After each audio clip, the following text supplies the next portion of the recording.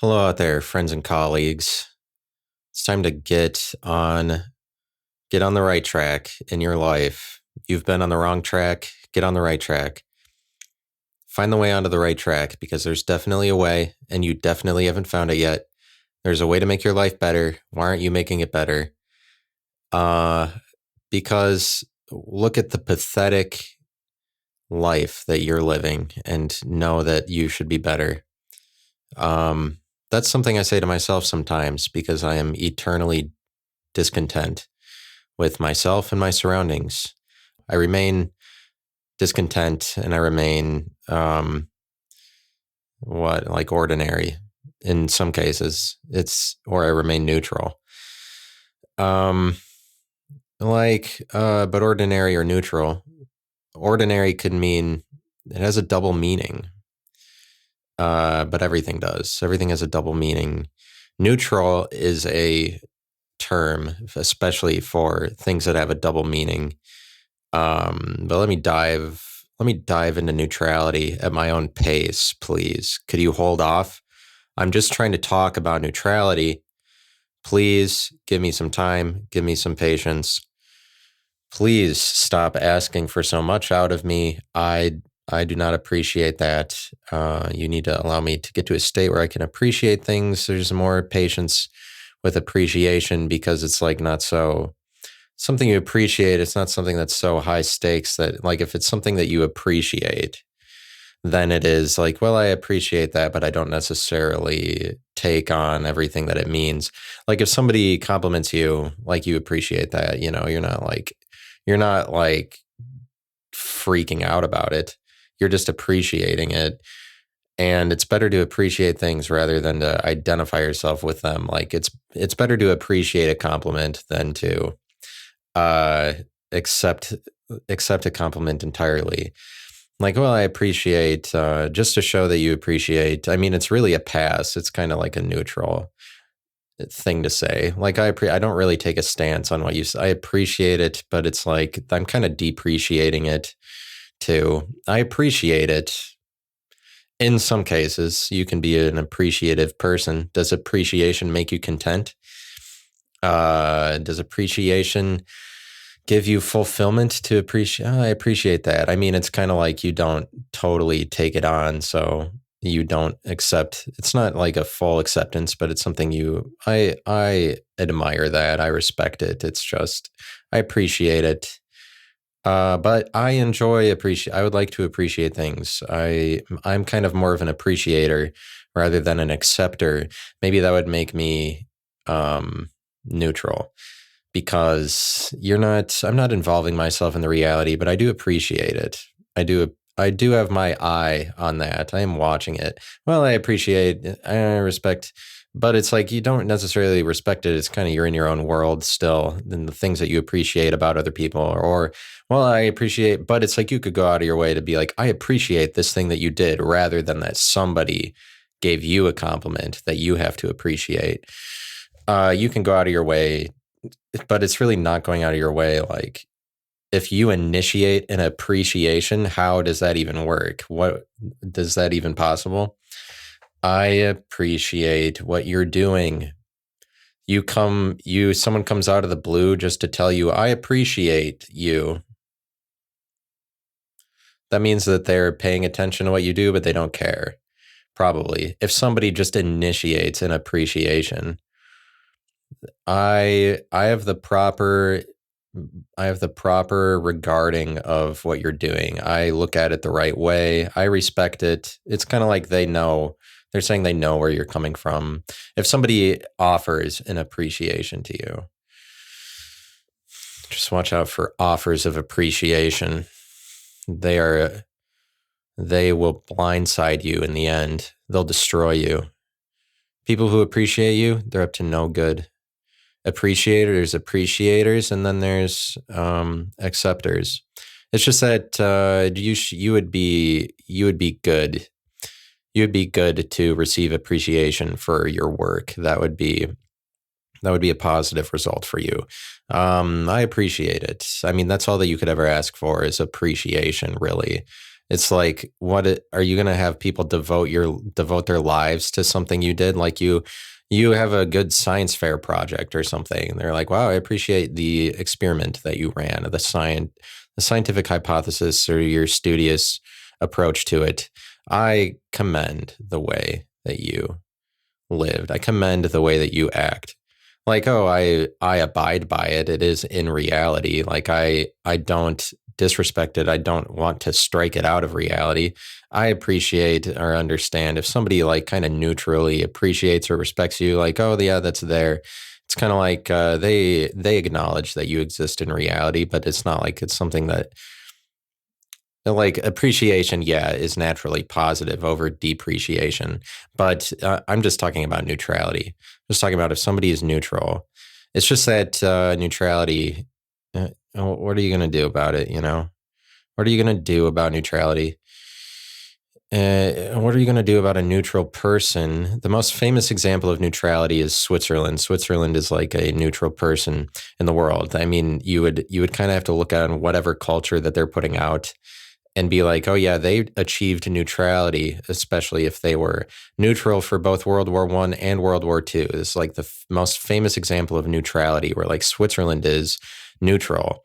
And it's kind of like they stayed neutral during World War II by appealing to both sides to some extent, but Hitler had the most power that was closest to them, and they appeased him in a couple ways. Like, they did his bidding at least a little bit, but they weren't for him. Hitler still wanted to invade them. He just ran into other worries because he had a lot on his plate. He was very overwhelming for him.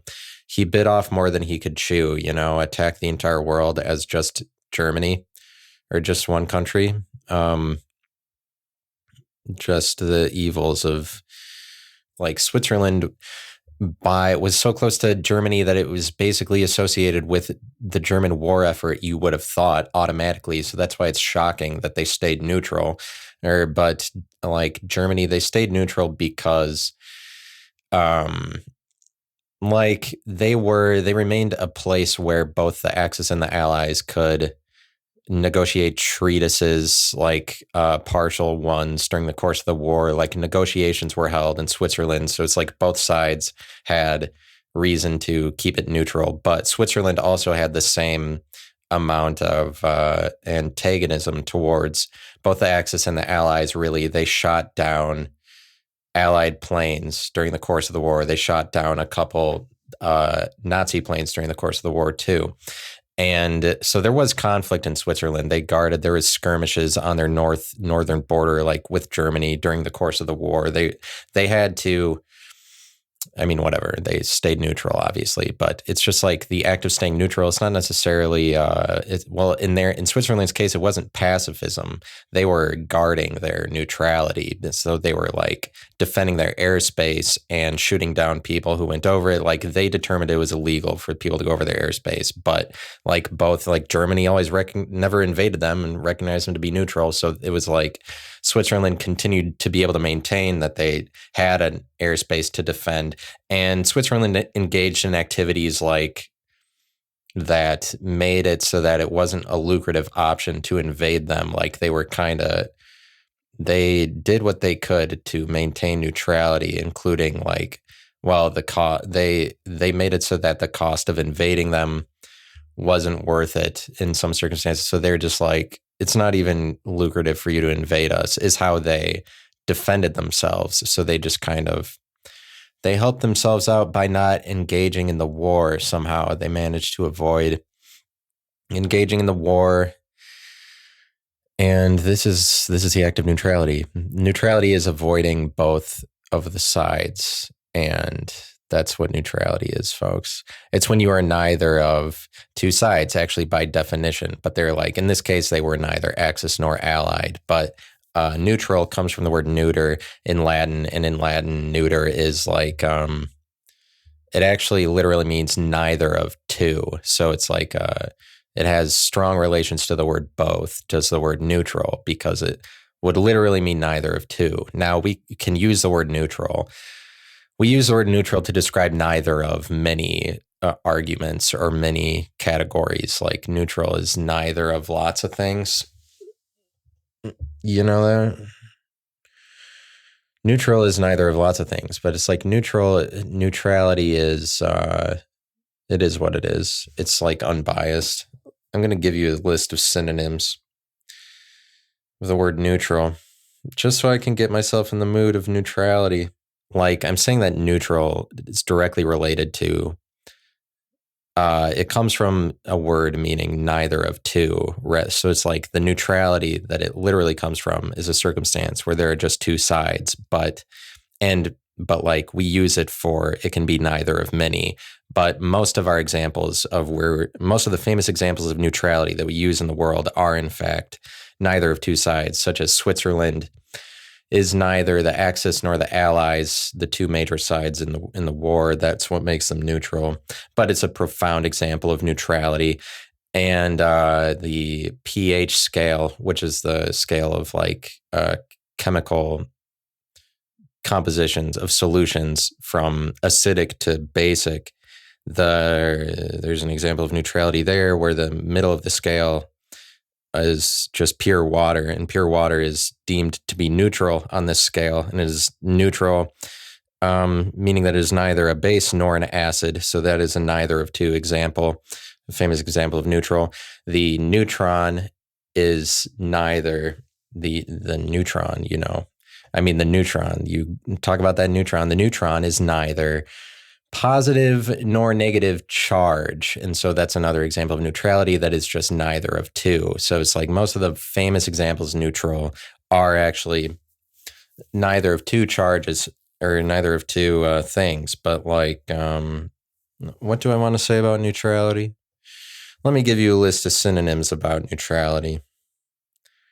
And it's just like I better come up with something good here, or else this might be a boring episode based on the nature of neutrality. It might make things kind of boring, but it's like I've been trying to explain, like ordinary isn't necessarily boring, but it's just that neutral makes you too far out of the realm of what is in front of you. It is kind of a disassociation from reality. Neutrality is like the way that Switzerland is like, well, yeah, there's a world war going on, but we actually are above it. We don't engage. So neutrality is but they don't take either side. So they're not identifiable in any way.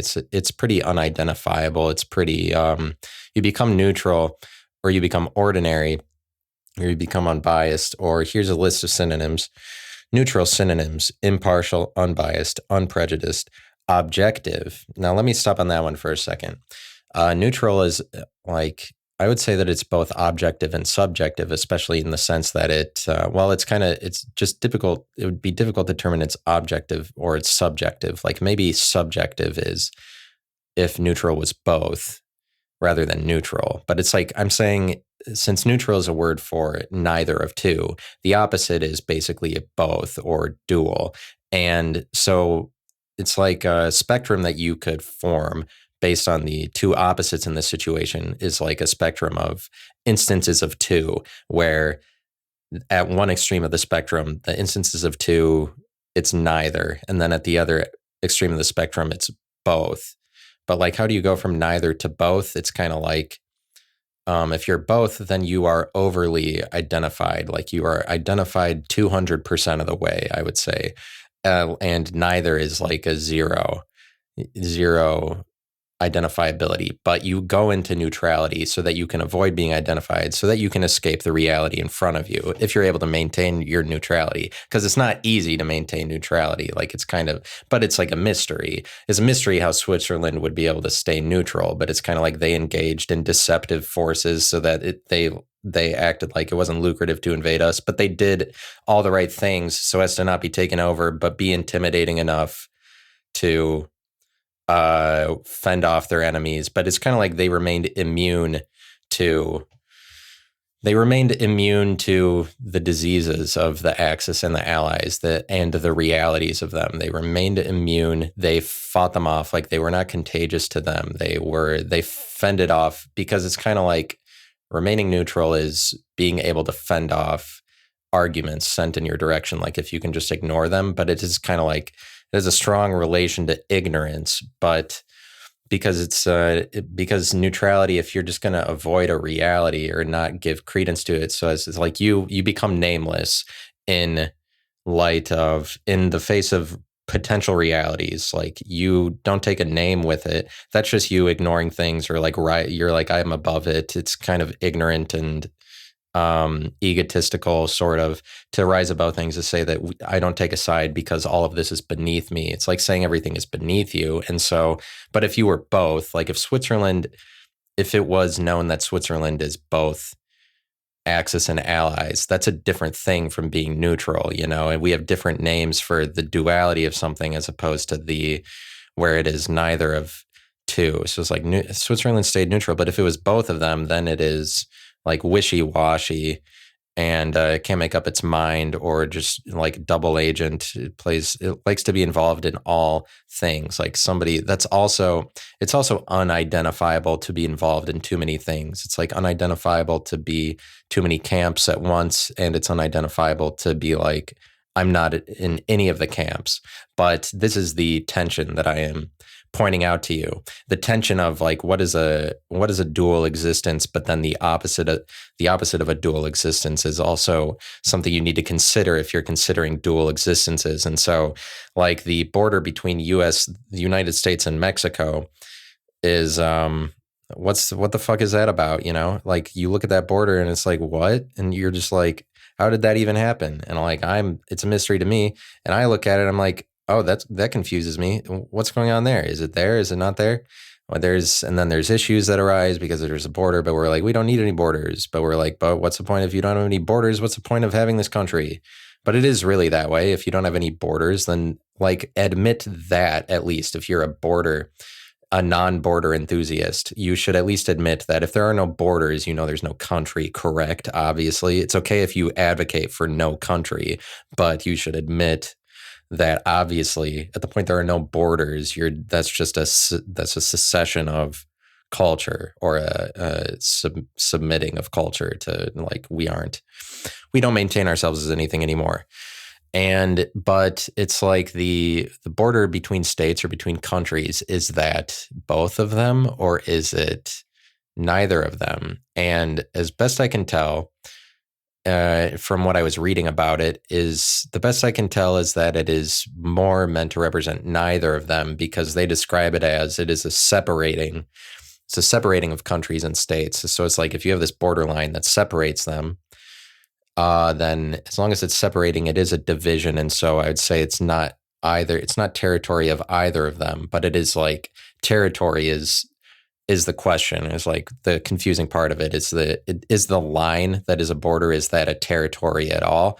But it's like it's just meant to mark out that there is a point at which this state there's a point at which Illinois becomes Missouri, and where Missouri becomes Illinois. But do you call it Missouri and Illinois both? But it's like same as if you're leaving the Earth to go into the rest of the universe. If the two things you're considering are the Earth and the universe, and the border between those, then there's a point at which you're like in outer space, and there's a point at which you're still in the Earth. But like, because neutrality, as long as you're applying it to just neither of two, you could make the two things the Earth and then everything else, and like the border between those. But the neutrality emphasizes the border, same as if you're describing both.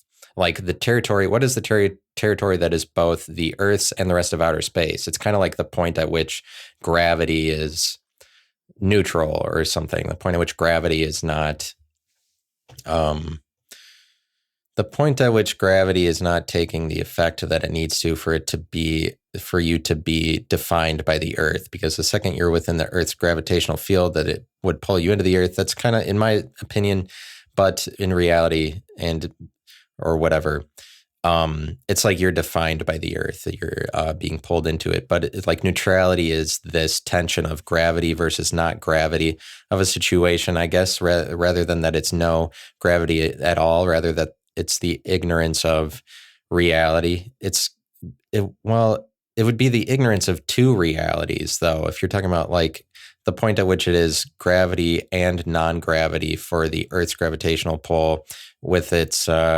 dynamic, like the tension it has with then the rest of the universe, where it's like if you're on the other side of Earth's gravity, then you are in territory of the rest of the universe. But like, what is that line? It's just like that line. You could say that property and territory is all false, but it's like you need the lines. I mean, the lines distinguish different realities, but then the line between them, what do you say about that? But that's what I don't know. Or like it's a point of fascination for me. Like what do you do about the neutral territories? Because you can have neutrality that exists for borders that isn't just a line, like the Mexico-US border is just a line, but you look at the ocean, and the fucking ocean, that's a big ass neutral area. And it's interesting that in an age where everybody is like money hungry and grabbing up land, or like bigger governmental complexes are in the business of consolidating land into for themselves, or like gaining more land. Nobody really cares about the oceans. Nobody territorializes the oceans. The UN has some rules about like what amount of ocean is under your jurisdiction as a territory or country, like based on how many miles out from the coast, like you own this amount of the ocean. But like, they don't have any rules for that. Everybody owns the ocean, and like it's kind of just that the oceans are for everybody. But the Great Lakes are the same way, that the like as best you could describe, the Great Lakes are just owned by the general public, apparently, rather than, I mean, but there's probably like sections of it that might be territory lines, like Ohio owns this much of Lake Erie and Canada owns this much of it. But they're kind of just for the general public, but like the ocean is like that, it's neutral, but it's a border between like the United States and Japan, for example. The Pacific Ocean is a border, the same way that United States Mexico is a border, but it's just a giant neutral body because nobody owns it, because nobody wants to territorize liquid, because liquid just but it's like, of course not. It's actually the opposite of territorize, probably because it's not terrestrial. So you can't territorize water, because we're like, oh, you can't even do anything on water. You just fall right into it. You can't establish anything. It's not stable. There's no basis for this giant neutral body. And it is like neutral. It's not owned. It's neutral. The water, like bodies of water are kind of neutral like that, but they are natural dividers, natural divisions, like rivers, like the Rio Grande for the United States and Mexico. But so the ocean is like, it's not stable. Neutrality is not stable the same way that it's not the point at which you are outside of the earth enough that you aren't technically within its boundaries, is kind of like would be the point that it's not sucking you in anymore. It's kind of like there is a instability, like lack of gravity, like things that are neutral have problems with gravity. But if you are neutral, then you do have problems with like the realities of situations that are, because the United States is held down by a number of guidelines, especially ones provided by the US government. But if you're like, yeah, none of that's real. Nations aren't real. The borders aren't real. You don't recognize realities, then you're not recognizing the gravity of situations. I mean, but you can do that in your personal life. Like there's a dog park across the parking lot from me, and there's kind of a reality that plays out in this dog park and the dog park is enclosed, but it's like it's sort of like a club a little bit, because there's criteria you need to meet in order to go into this dog park and be camaraderie with other people in the dog park. And the criteria is that you have to have a dog. And so it's kind of like a club a little bit, and it's a distinguished reality because you have to have a dog to go in there. But it's like, it's a reality that is within the reality of all of the apartments. But there's a reality that plays out for the apartments, but there's a sub-reality within it for this dog park. And so people in the dog park establish the reality by contributing to it their levels of energy, because different situations play out in the drama that is the dog park as opposed to in the greater surrounding area, but like the situations are specific to people who own dogs, and like it often is related to dogs. But there's like, then for the greater apartments, the situations are specific to whatever that is defined by, which could entail dogs, because there are a number of dogs, but only at the point that it's like, but you could walk in there, and not have a dog. It's just that you would be, depending on the level of elitism of the club, everybody might look down on you or be like, oh, whatever, until you leave, because you know that you don't belong, because there's kind of like an unsaid criteria, because I never see anybody that walks in there without a dog. So there's kind of like this, but the reality, the rules of it are like, you have to follow the rules at the point you enter into the gates of it, because it's enclosed. This is an enclosure. And, but so there's like a gravity to that. There's gravity to it, meaning there's weightiness. There's something that weighs you down about it, or like there's rules for it, or but if you are beyond rules, but it's like neutrality is kind of like being on the rule, or like ignoring reality so much that you are just living on the borderline of a rule. But it's kind of like just being on a boundary is like being neutral is what I'm describing. But so there's instability with neutrality, because you can be above things and like recognize, be like, oh, I'm not even in this situation. But you can do that with your friends, your relationships, because sometimes you try to be ordinary, but hopefully, but like, no, it's just like, what's the use of being ordinary? It's possible that if you have the highest capacity to be ordinary, you also have a really great potential to be not, or like both, to be really unidentifiable or identifiable in both directions. Like maybe if you're somebody who is at the middle of two extremes in a lot of situations, meaning that you're neutral, like if you're both liberal and conservative, or like both masculine and feminine, and you find that you appeal to both sides, like it might be the case that you aim yourself towards that, so you can be more of a mediator or pacifist. Like if you're more of a pacifist, you can talk to both sides and understand the languages of both sides and translate each other's languages into each other, like translate liberal into conservative into liberal. If you're at the middle, you're probably more able to do that. But like, what does that say about you? I feel like it says that you have, like, if you're more towards the middle, you're more neutral, your opposite existence is both. If you're neutral, and then your opposite existence is neutral if you're both. It's just that you could be both liberal and conservative, or you could be neither liberal and conservative. But it's only if you're in the middle that your like range or your parameters are both to neutral. Like you kind of maybe have the ability to be both or neutral only if you already are in the middle. But like, what would being both entail? It's kind of like you could be gay or straight, and if you're both of them, then you're bisexual. But if you are neither of them, then you're asexual. I would estimate you would say asexual, but like, I don't know that atheism works that way. But like, there might be a better word for not gay and not straight, because asexual is for all, like I'm non-sexual, but it's like a pass on sexuality, where you're not gay or straight, but that would be in the middle. A neutral for gay or straight would be asexual. But if you were both, then you would be bisexual. So you recognize that we have different terms for these, like both or neither. But like, so if it was asexual, you're saying I'm none sexuality, basically the same way that atheism is like I'm none God, I'm none.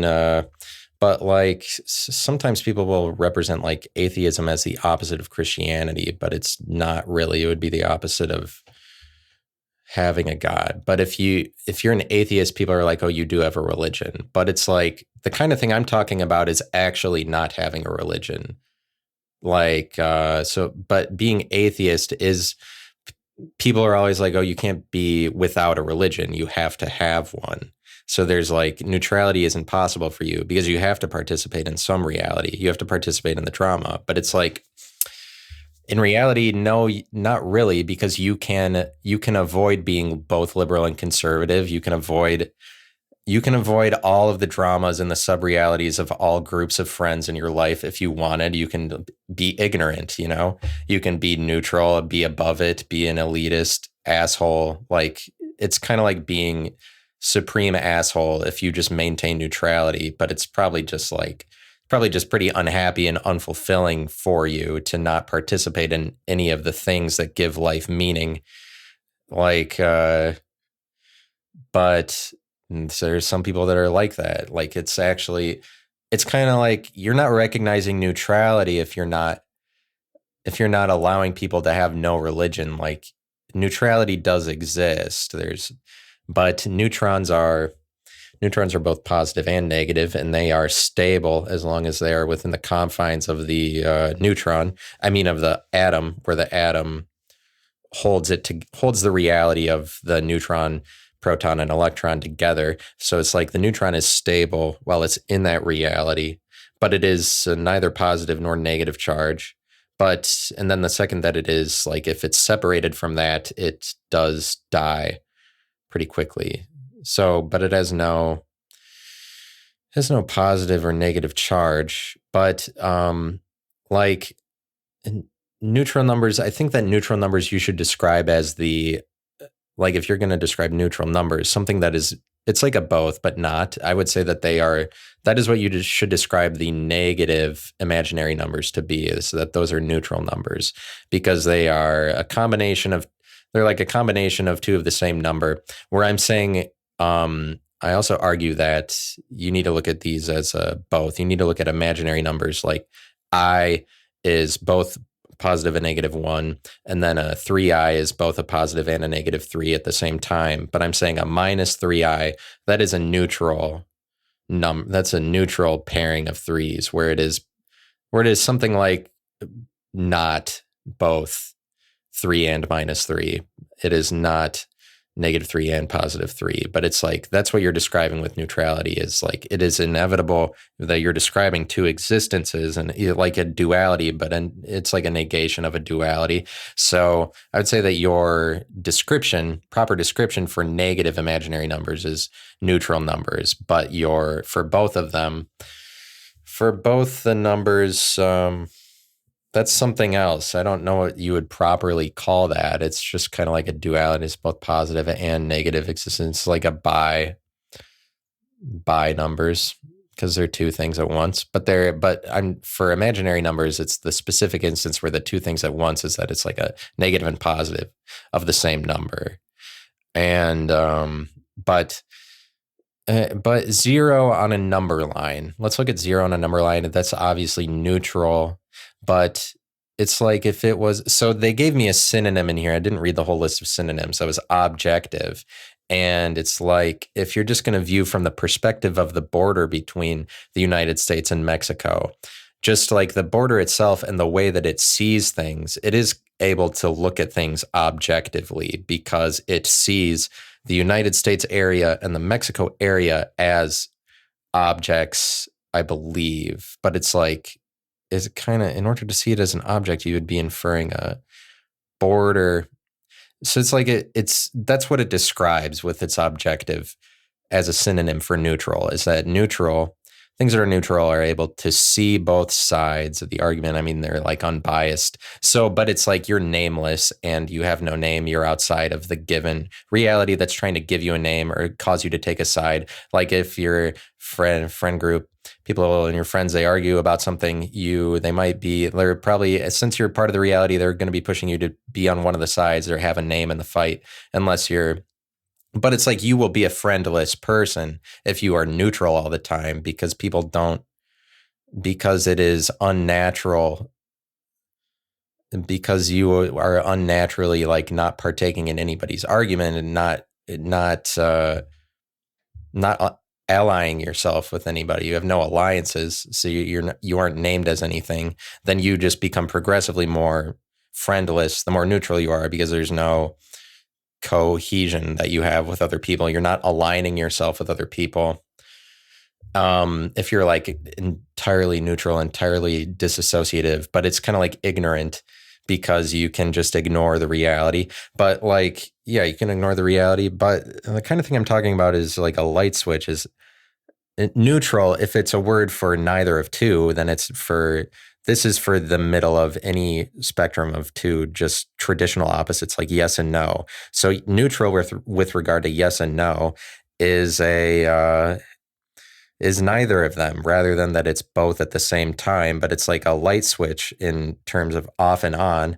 That you would describe neutrality with that, it wouldn't be halfway between it, because halfway between it would be like both off and on. Like if you have a light switch halfway between where it's making the light blink on and off, then it is showing both versions of what the on off switch is able to provide, like darkness and light, because you're speaking of a middle between darkness and light. So it's like if it was both of them, then that's where it's blinking, or it's blinking so that it's both dark and light, that you put the light switch in the middle, that it's doing that.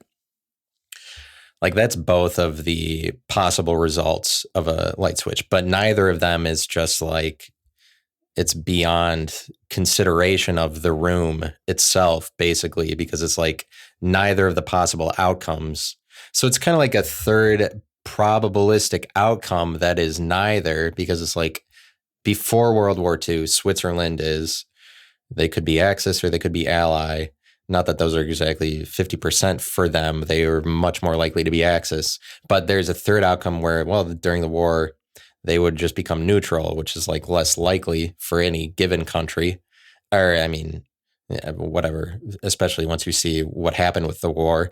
Like for given countries in Europe, not likely that they become neutral, but it's like the option for when the quarter lands on its, what it rolls on, lands on its side rather than on heads or tails. And that's neutral, maybe, rather than that it's both, but it's like a third option. But with the probabilistic, are there four options? Is it like, is both an option and neither is an option? For certain circumstances, yeah. But if it's like, depending on the experiment, because if there's one blue marble and one red marble in a bag, and you you pull out one of them, and one gray neutral marble. No, I don't know how to set this up. Like, it's just like when the coin lands on its side, it's kind of like neutral. But in the consideration of the light switch, if you're going to describe neither yes or no for the light switch, like something that's neither yes or no is just is you not acknowledging the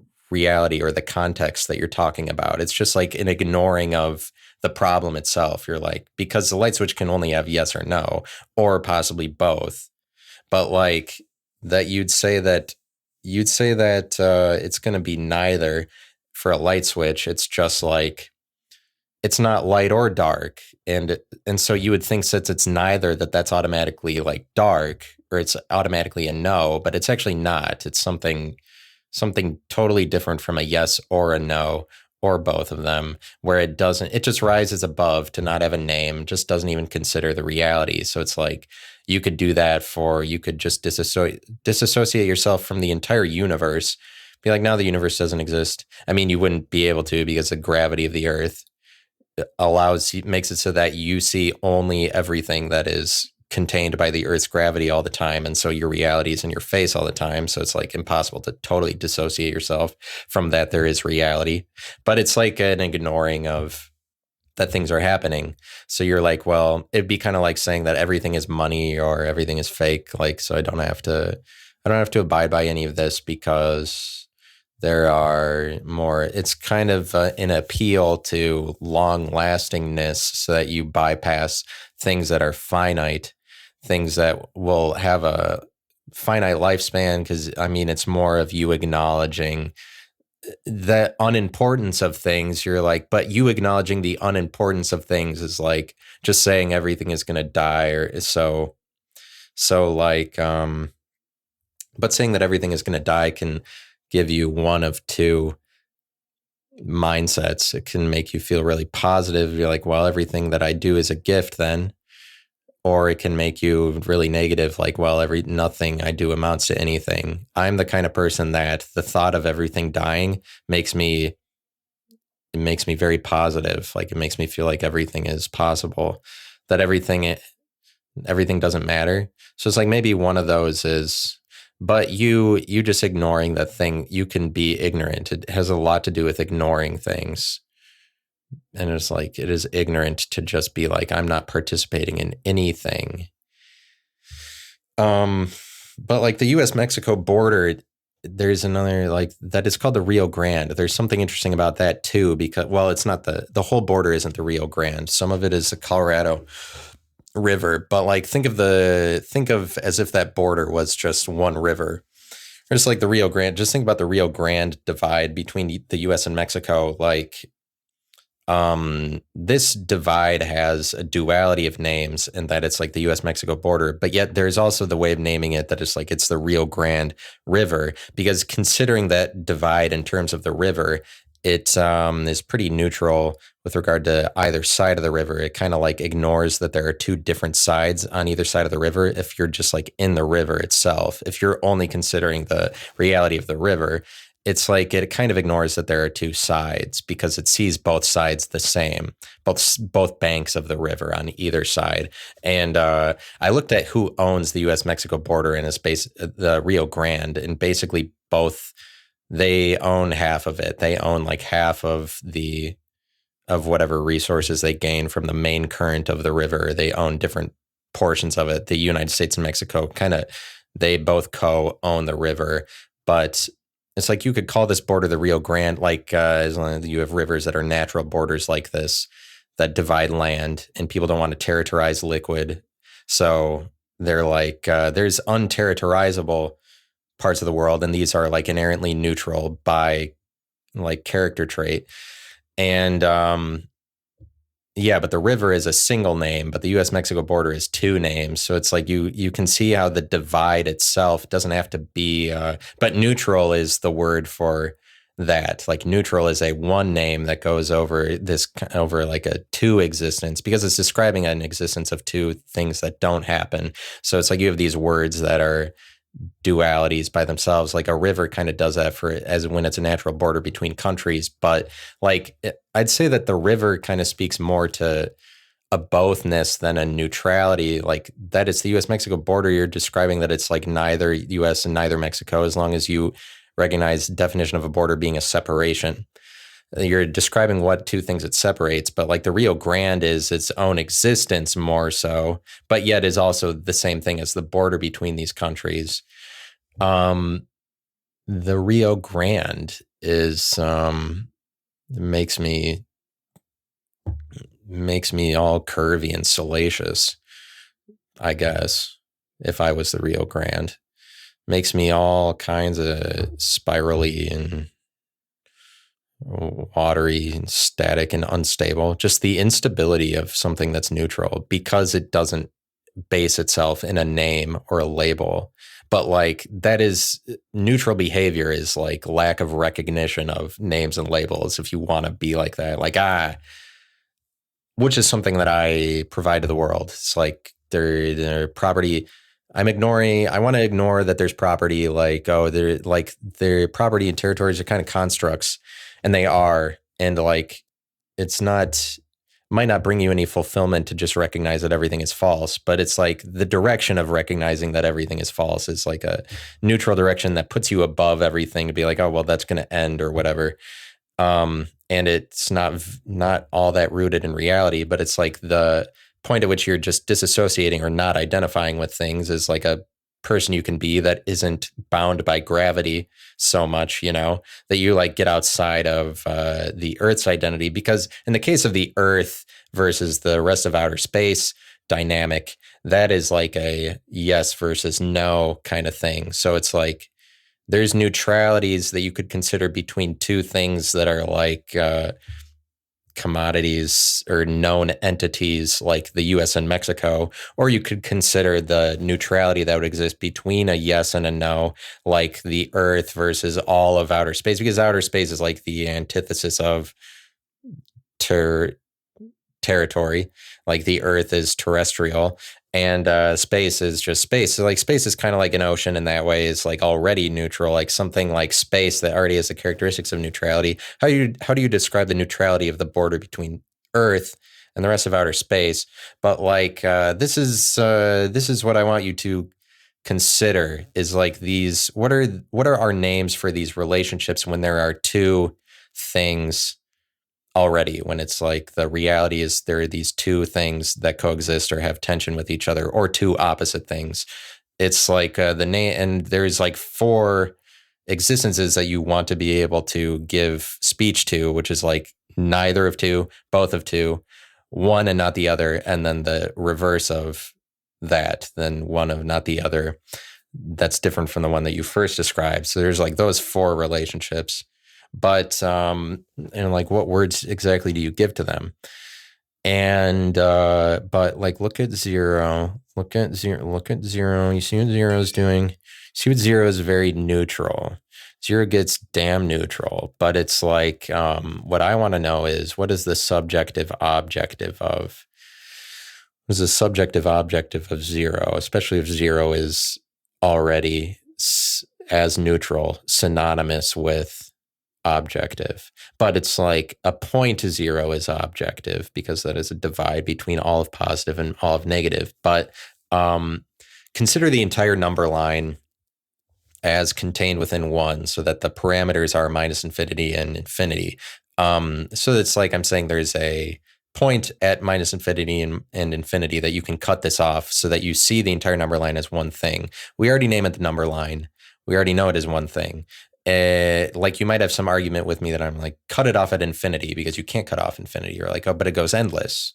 But we have gotten around describing infinity in every instance. Everything we've ever created is you unnaturally putting borders on infinity so that you can describe it to yourself. So like there's a computer, there's a car that you drive that is somebody put parameters on the infinite so that they could describe it, rather than say, oh, but there's endless space endless space for what would have been a disintegrated car. The materials didn't come together but you combine materials into a product so that you can say, this is a product. This is a containment of, like, this is a point of reference.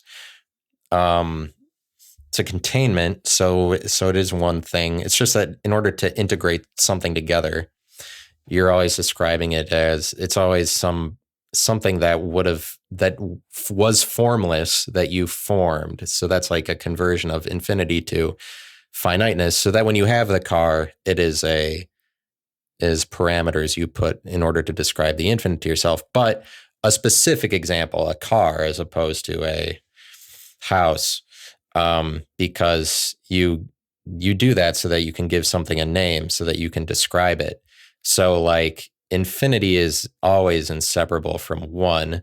Me telling you to put parameters at infinity and minus infinity to describe the number line as a one is just the same thing. It's just I'm just pointing to that infinity is inseparable from one in every single circumstance. It's just like one, when you look at the inside of the number line, then you're considering the subjective existence of it, rather than that you allow it to just be disintegrated and objective. But disintegrated is the number line without putting parameters at infinity and minus infinity to describe it as one thing. You're allowing it to describe itself as infinity when you don't put parameters on it. But this is its disintegration, because a number line that doesn't have parameters on either side of it is disintegrated instances of 1 point, 2 point, 3.4. Like all the points are disintegrated particles, because they are not connected in anything, because there's no parameters put on it for you to describe the infiniteness of it as one thing. So the the number line is just a potential product for you, that nobody's made a product. The point that you make it a product is when you combine all of the materials of all those 1, 2, 3, 4, 5 points into one, like, oh, it's one thing, it's the number line. But it's like you can just do that the same way that people invent things.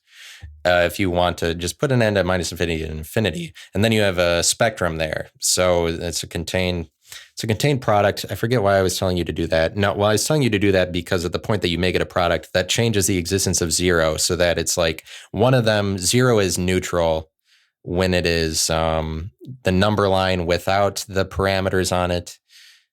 But I believe it is something like the opposite of neutral at the point that you make it this whole thing a spectrum.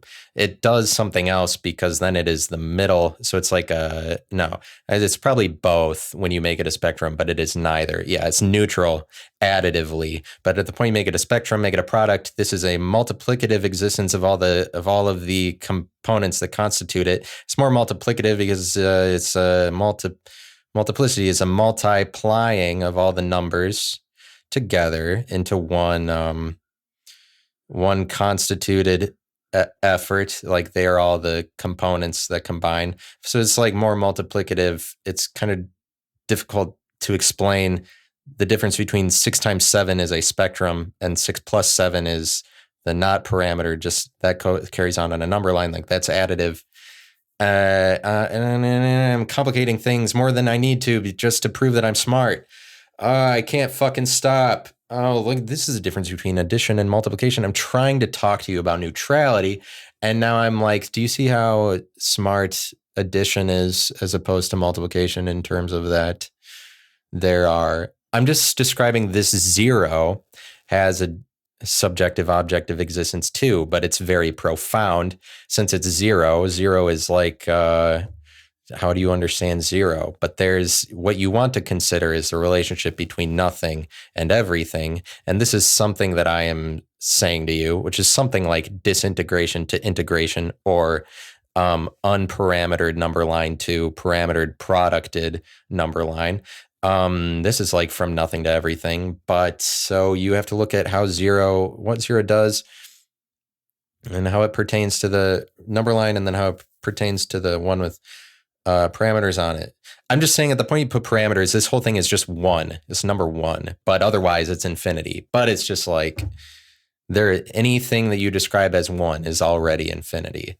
Anything you make is already infinity. So it's like I think the middle of a spectrum is a 1 out of 2, but it's like that's what it's called. It is at the point that it's 1. 0 is actually just 1/2 in 2 directions. Like it's the point at 1/2 additively, but it also is 1 point accounting for 2 existence because it is right at the border of positive and negative, because positive and negative are the names for either half of it at the point that you make this a product.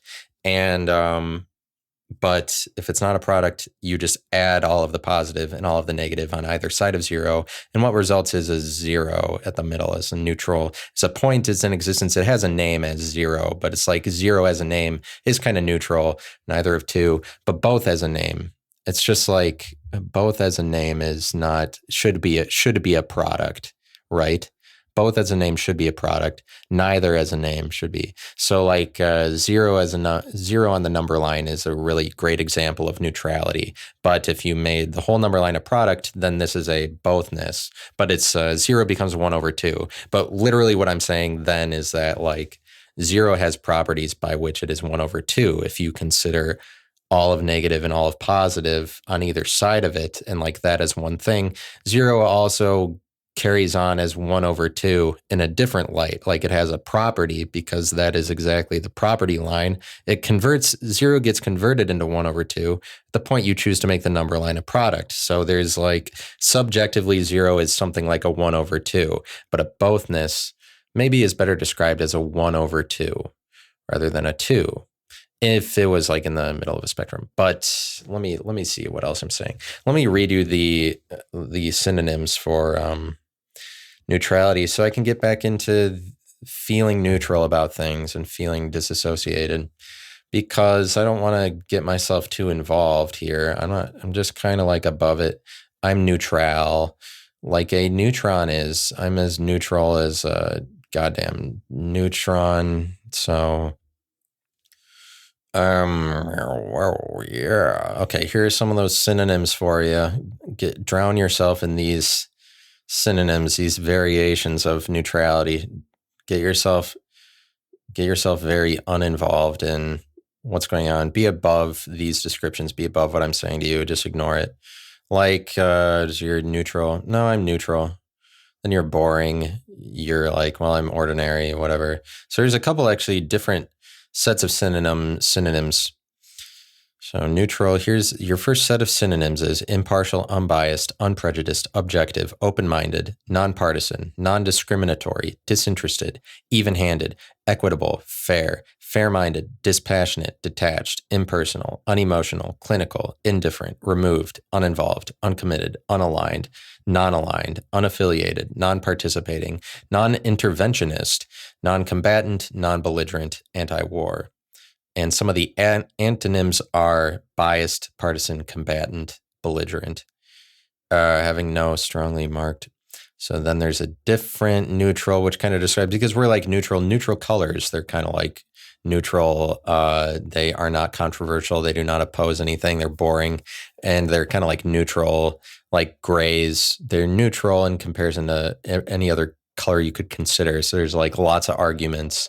You can avoid lots of arguments and be like, I'm neutral, as like a neutral color kind of represents that.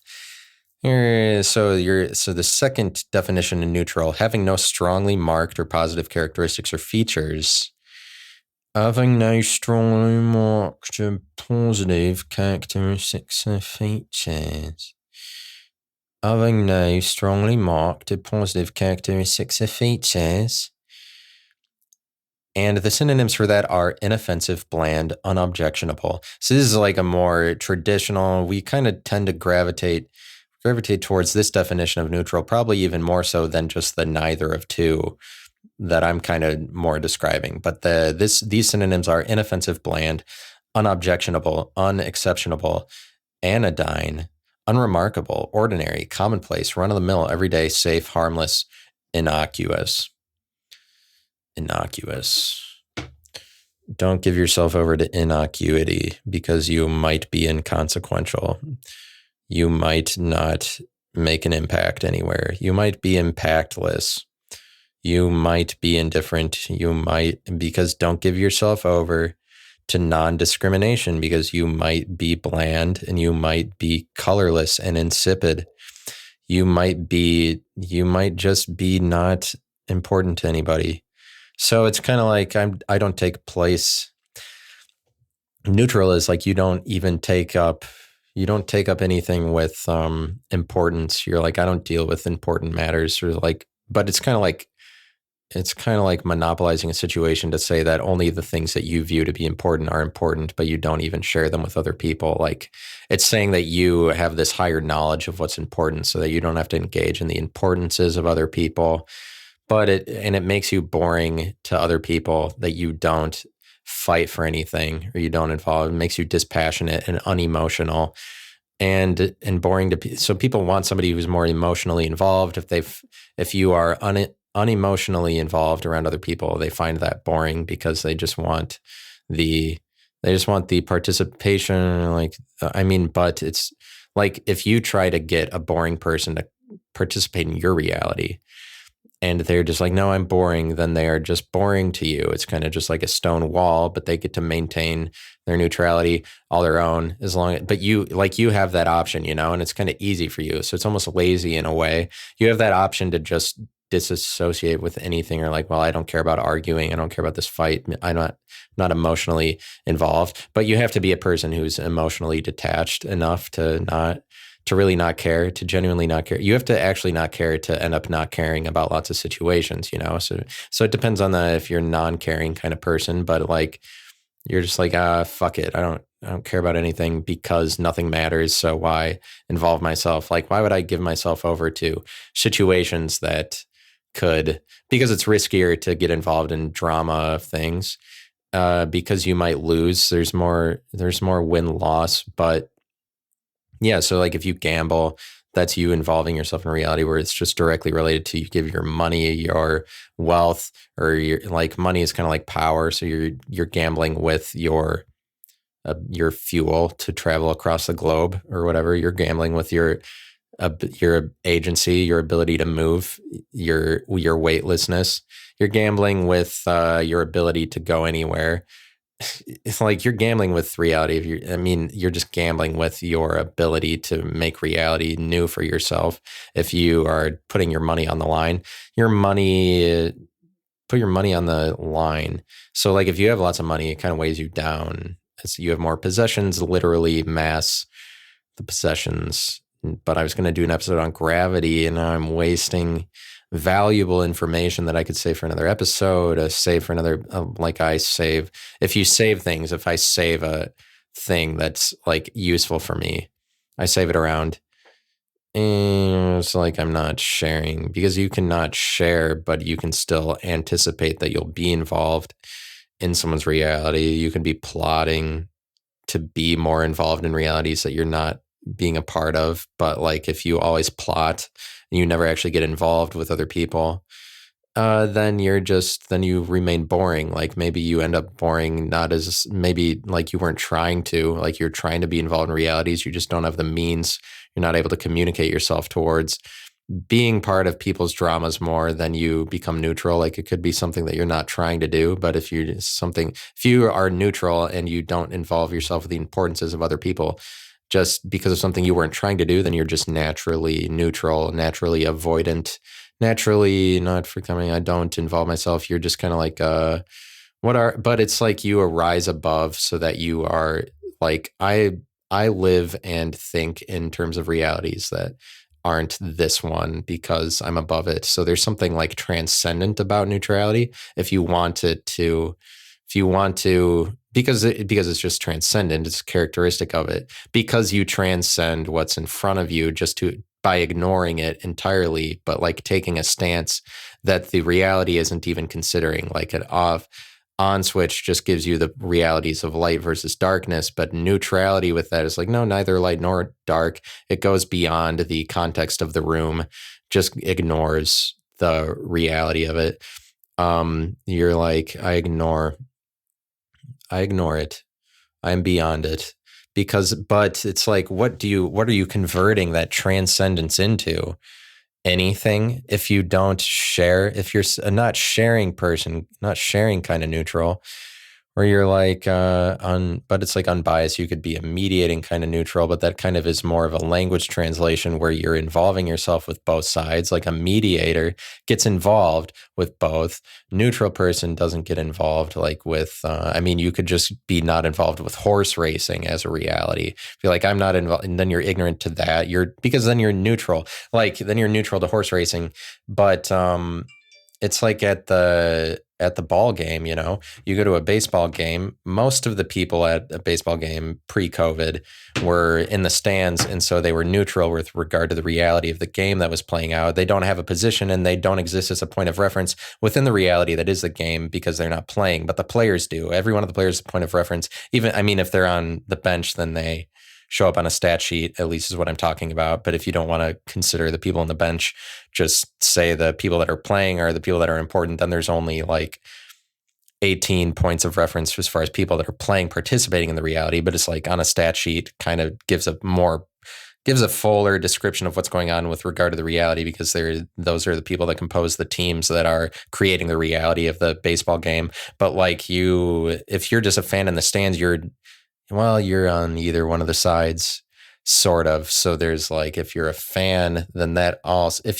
depending on how broadly you want to zoom out for the context in order to describe it in more detail, you can also make the fans like, you're a fan of the, what's a good baseball team? What's just a random one? If you're a fan of the San Diego Padres, and you go to a San Diego Padres game to watch them, then you are also, in some sense, you are naming yourself with that side. You have allegiances, and that isn't neutral. But it's like, in some senses, you're neutral in terms of like that you're playing the game. But like, so you go to a baseball game that you're not a fan of either side, just like a game, like a rec league game or something. You just go to a rec league game and you don't care about whoever wins. Or if you're just like a neutral fan at a baseball game and you're not on either side, then you just you're not recognizing it. If you're not a fan of baseball, and you go to a baseball game, that's as far as you would have to go to explain like the full extent of neutrality. Is like, you have to mention that it's somebody who's not a fan of either team, but somebody who's not a fan of baseball. Like if I'm not a fan of horse racing, then I'm totally neutral to it, is the point I'm making. Then I'm totally above it. Like the reality doesn't even, just rolls right off of me. If you're not a fan, you naturally don't care about sports. The reality of it just kind of rolls off of you. So you're neutral. You don't even, You don't care. You look at it, you just ignore it. And you can do that with everything in your life. You just become really neutral. But there's something transcendent about being without gravity, or like just going beyond. There's something transcendent about ignoring everything that's in front of you, but it's like it doesn't amount to. It's just like transcendence isn't necessarily positive in some cases, because like you might have transcendence that doesn't amount to anything if you're just considering that it's like it has characteristics in line with neutrality, because neutrality makes you beyond that makes you unstable. Like you're unstable to and static and wishy-washy, and like you're unstable to not give yourself a name and not give yourself not be a point of reference that you're participating in a thing that you've taken aside, that people know what you are. It makes you beyond what people can recognize you to be. It makes you unrecognizable. To be neutral, you just like you float away. I mean, you're just not bound by anything. And like if you're not bound by things, then I mean, then I mean, if you're not bound by anything, if you're not bound by anything, and then you're like walking around and can't stay on the earth, and like you're not, you just float away, then then what do you do? Like the transcendence of floating away for no reason, that makes transcendence less interesting than you would think. Like, oh, you just floated away, because you could be transcendent and have no plan. I'm just saying, if you are callous enough to ignore the importances of everybody in your life, that you're like, yeah, whatever, I ignore it because I'm above it, because it's easy to do that, to make yourself above other people or something. Like it'd be better if you were actually that, first of all, rather than like you have to make good on how it, but what does it translate to if you're not able to share your reality with things? Like you as a neutral person, because neutrality can't share itself with either side. Switzerland, because then it becomes subject to the diseases. Switzerland comes subject to Axis or ally diseases. If it just starts sharing itself with other, then it just coalesces itself with one of the two sides. Like, well, I guess you can just be an example that other people see, because you're still, like Switzerland case, you're still defending a position. Like the middle of a pH scale is still a position on the pH scale. It's still a neutrality, still a position. It still has to do something to maintain its namelessness, does something that's neutral. It's just like you don't receive any benefit of sharing yourself with other people if you always maintain that you're separate from them. Then the only thing you ever get to be is an example for other people, and you don't receive any of the benefit of the contentedness of it. And so it's a very humble abnegation, servant's life to be neutral, but probably not. No, it's like, it's not nice. Neutral isn't nice, it's not kind, because it doesn't share. It's not kind. It's unrelenting. Like, as long as it's neutral, it's very uncompassionate, unsympathetic, doesn't connect itself. I mean, if it's that neutral, it's that unbiased, that indifferent, then it really does just lets things play out and maintains its position as not on either side.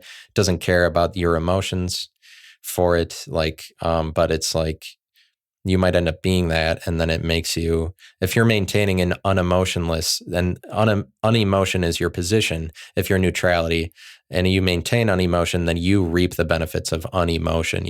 You also receive none, because you don't share in anybody's importances. You also receive none of them. And that's what I have to tell you. That's what I got to tell you today. Yeah, we did it. We did neutrality. We did it right. I do neutrality right. Okay.